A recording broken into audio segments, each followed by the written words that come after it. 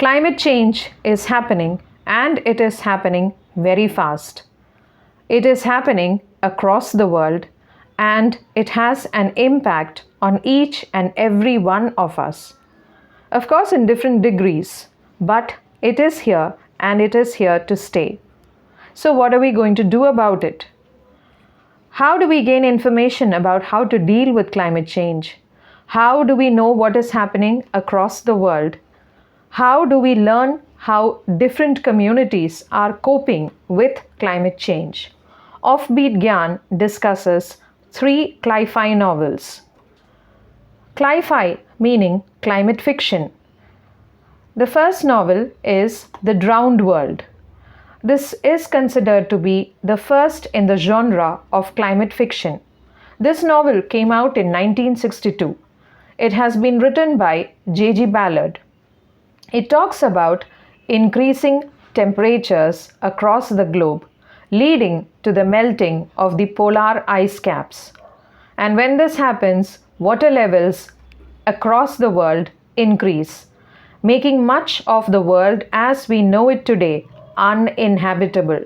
So people start moving to the North Pole and the South Pole, where instead of the cold climate that we find today, tropical climate is available.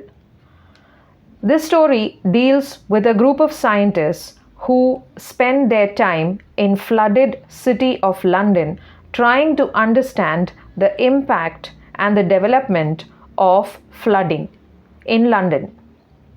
The next novel is Parable of the Sower. This novel came out in 1993 and it has been written by Octavia Butler. A very disturbing novel about climate change and social inequality. The protagonist of the novel is an African American woman, Lauren Olamina. She lives inside a gated community with her father and her brother.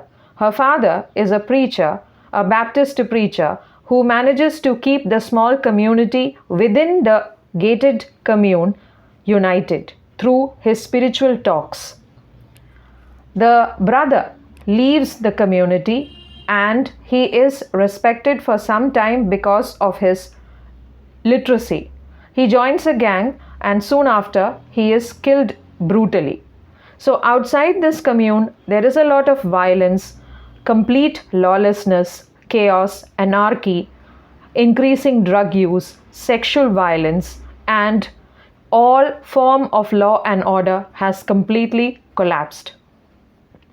Soon, Lauren is forced to leave the community after the death of her father and her brother, and the community itself comes under attack from outside forces. So she starts walking towards Northern California with like-minded people to set up a safe colony where she spreads the message of a new religion called Earthseed. The next novel is, of course, the Indian novel Gun Island by Amitav Ghosh.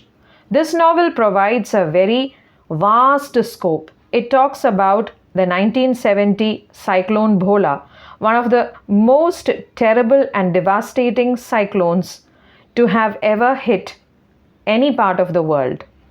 Then it goes on to talk about Cyclone Aila, which affected the Sundarbans, the forested mangrove area in the Bay of Bengal in West Bengal in 2009. So the novel moves from Sundarbans to America to Europe. It talks about what is happening in Africa. The scope of the novel is vast and it talks about the impact of climate change on ordinary people across the globe. The novel deals with wildfires breaking out in California. Then it talks about shipworms coming out of wood and gradually eating into the wooden structure on which the city of Venice rests.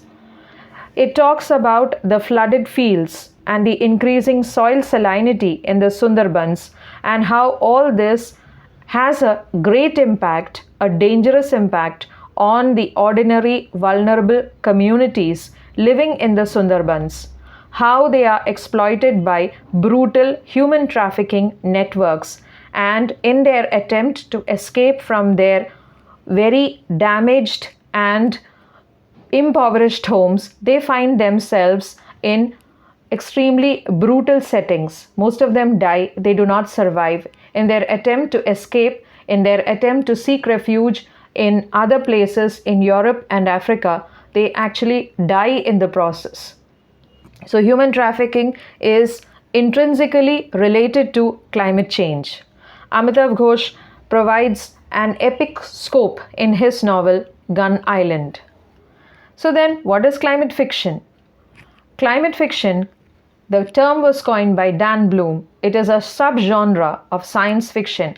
Any story, any novel, any memoir that describes or depicts the impact of climate change on ordinary human beings and animals and plants, and how human beings learn to adapt, cope, and survive the cloudbursts, the avalanches, the deadly landslides, the raging forest fires, and devastating floods across different parts of the world, can be classified as climate fiction. Thank you.